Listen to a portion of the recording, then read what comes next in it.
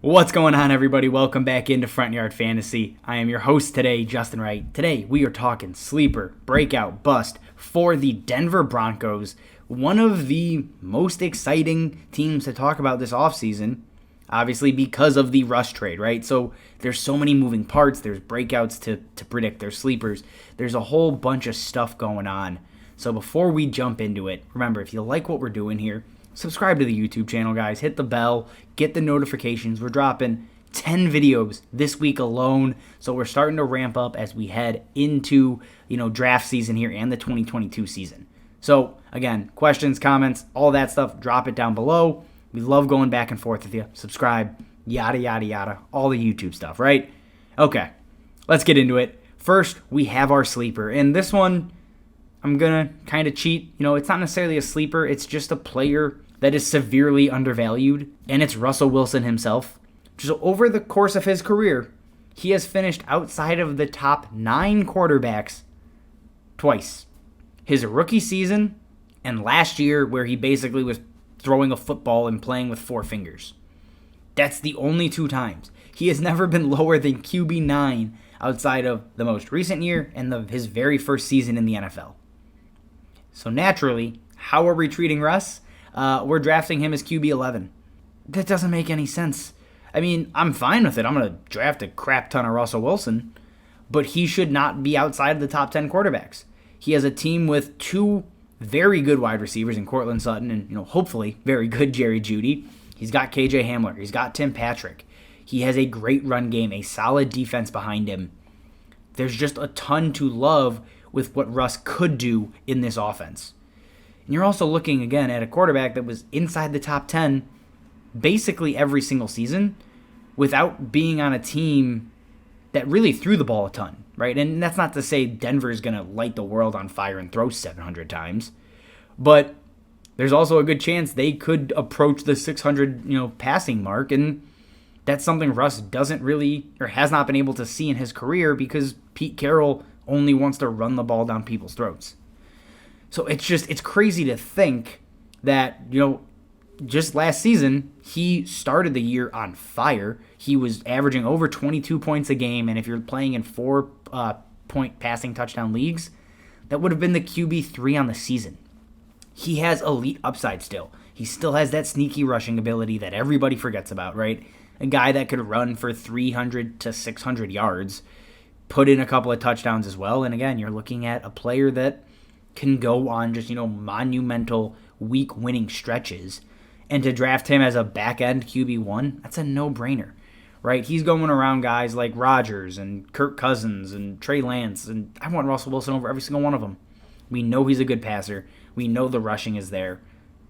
Don't fade Russ. I just don't get the ADP. It doesn't make a lot of sense. And it's not even that people are fading him. It's just that he should be higher than QB11. I don't get it. Moving on. We have our breakout pick. I think there's 2 options, right? It is Jeudy. It is Courtland Sutton.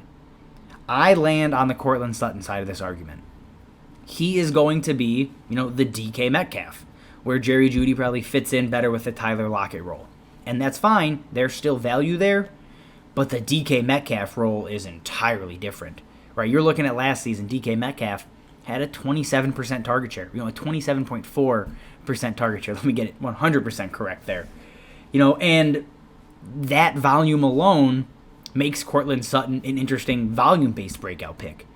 But what we've seen the last couple of seasons are quarterbacks limiting what Courtland Sutton can do. If you look at his numbers with Drew Lock, Teddy Bridgewater, that one weird game with Kendall Hinton, he averages 9.5 points a game. Those are not NFL caliber quarterbacks. I think we all know that. Teddy's a game manager, whatever. But if you look at Joe Flacco, the only, call it real quarterback he has played with, he averaged 15.1 points a game. And Russ is significantly better than Joe Flacco is. That's not even a question. Nobody's ever going to question that, even though we know, obviously, Joe Flacco's elite. But still, 15.1s with Flacco, imagine what he can do with Russ. It's crazy to think there's a world where he sees, he could average 17 to 18 points a game and finish as a top 12 wide receiver. Again, that's not where I have him ranked, but that is very much in the range of outcomes.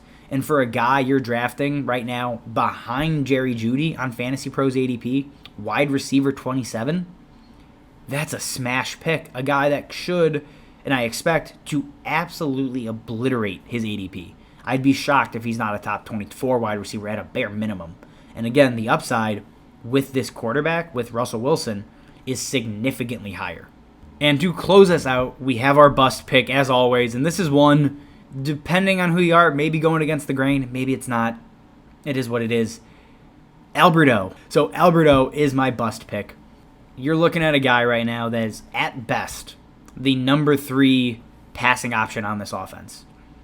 That's typically not where I want to go for my breakout picks, right? It's not Cole Kmet, who's going to be the number 2 target on the Bears most likely. He's going to see 100-plus targets. That's not Alberto's path forward. Does he have touchdown upside? Absolutely. But he also has immediate competition in a rookie in Greg Dulcich. So it's just, I don't think the path is as clear as we want it to be, right? He is a freak athlete. We understand that. But he was a backup until they literally traded away his competition. And now you could say maybe it's because they believe in him more than Noah Fant. That's fine. I don't see it that way. I think Noah Fant is significantly better, and that's why he was ahead of Alberto for their entirety, like the entirety of their careers. So the path forward is just, it's chaotic, it's uncertain, and I think come draft season, it's going to be a little bit expensive, right? He's a guy that's probably going to be drafted, if you're looking at Underdog, Fantasy Pros, he's at tight end 21. I don't buy that ADP personally. If you look at Fantasy Pros, he had ballooned up to tight end 12. He's bounced back down after some of the Dulcich hype has gotten out there. But again, that's the world he's operating in, is a back end tight end 1. And while I think that's perfectly fine for an ADP, I don't see him rising much above that. So I'd rather just take another guy later, like I said, Cole Kmet, who is getting drafted several rounds later and probably is going to produce the same, if not do better. So it's just, Alberto is probably going to be replaceable. Those are not the guys I want to take a chance on. The path forward, again, I just don't see it. All right, guys, that is all we have for you. Again, if you like what we're doing here, subscribe to the channel, like the video, questions, comments, all of that stuff, drop it below. Again, we want to go back and forth, help you guys out as we head into draft season here. As always, thank you for watching, and we will see you next time.